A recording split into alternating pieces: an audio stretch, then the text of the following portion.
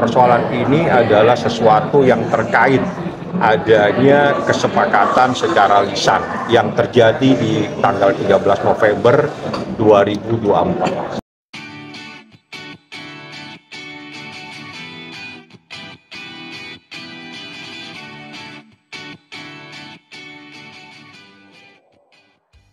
Mahkamah Agung tadi sudah diputuskan ada dua hakim yudisial dan hakim non yudisial. Jadi habis ini mungkin saya akan mencari bertemu dengan mediatornya untuk mengatur jadwal supaya minimal minggu depan ada pertemuan untuk membahas kelanjutan proses hukum ini seperti apa. Karena mediasi itu memang diatur berdasarkan peraturan Mahkamah Agung dengan tujuan kedua belah pihak mungkin bisa membicarakan permasalahan secara baik, secara kekeluargaan untuk mencapai kesepakatan secara musyawarah.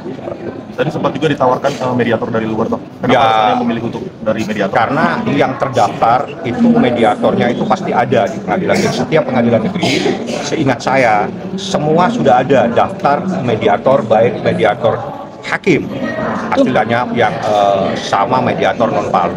Jadi alangkah baiknya yang sudah terdaftar itulah yang ditunjuk sebagai mediator dan saya serahkan kepada majelis hakim. Tadi yang memutuskan adalah bukan kami, bukan saya sebagai penggugat dan juga bukan tergugat 1 dan tergugat 2. Kita sepakat tadi, kita serahkan ke majelis hakim supaya memutuskan mediatornya ada 2 orang. Jadi 2 orang inilah nanti satu hakim, satunya bukan hakim. Jadi sebentar kita atur jadwal.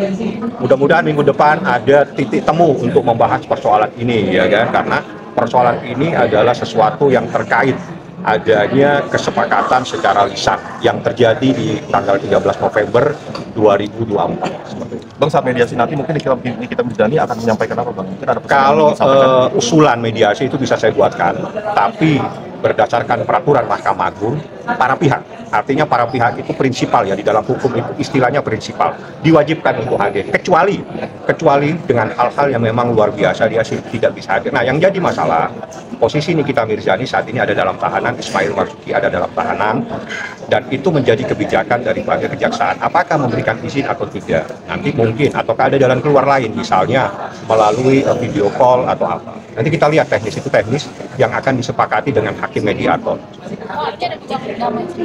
Semua pasti ada peluang. Kenapa sih sesuatu yang bisa kita bicarakan tidak kita bicarakan, ya kan? Semua bisa. Tapi kalau misalnya tidak ada titik temu, ya proses itu tetap berlanjut. Karena di dalam suatu permasalahan, titik akhir dari persoalan itu adalah mencari kebenaran. Dalam kebenaran itu pasti ada keputusan. Jika emang ada peluang untuk berdamai, apakah seperti apa perdamaian? Saya tidak tahu. Cuma aturan mediasi itu adalah mendamaikan para pihak, menjembatani para pihak supaya membahas permasalahan tersebut secara baik. Itu adalah fungsi mediasi, di mana dalam mediasi itu akan ada namanya hakim mediator. Mereka yang akan, apa sih usulanmu misalnya, dari saya mengusulkan apa, nanti dari tergugat mengusulkan apa, itu teknis. Nah, kita lihatlah kalau memang ada hal-hal yang bisa dibicarakan. Kalau misalnya tidak ada titik temu, ya proses hukum berlanjut. Tapi saya kan belum bertemu lagi. Hasil ini nanti akan saya sampaikan. Pasti minimal hari ini atau besok saya akan bertemu besok dengan jadwal yang diatur oleh Rutan. Jadwalnya kan hari kerja ya, dengan jam yang patut, jam 4. Nanti pada saat saya besok akan saya sampaikan nih, ada hasil sidang seperti ini, dibentuk oleh hakim mediator 2 orang, nanti Niki usulannya apa, nanti mereka usulannya apa, nanti ya itulah didebatkan oleh hakim mediator. Bang, jika tergugat ingin negosiasi, saya tidak bisa menanggapi. Yang jelas kita kembali ke sistemnya. Sistem yang diatur dalam peraturan Mahkamah Agung. Hakim mediator adalah menjembatani, mendamaikan, memberikan jalan keluar kedua belah pihak untuk membahas, membicarakan secara baik-baik. Itu fungsi hakim mediator. Ya kita lihat nanti seperti apa. Artinya pada saat perkara ini sudah diserahkan ke hakim mediator, maka semuanya ada di tangan hakim mediator untuk mencoba mempertemukan, menjembatani, mendamaikan, memusyawarahkan persoalan tersebut. Saya bukan biasa menghitung, saya tidak bawa kalkulator. Kalau semua harus kita berbesar hati, hidup ini harus berbesar hati, tidak ada yang kecil. Yang jelas peraturannya yang harus kita tahu. Peraturannya seperti itu.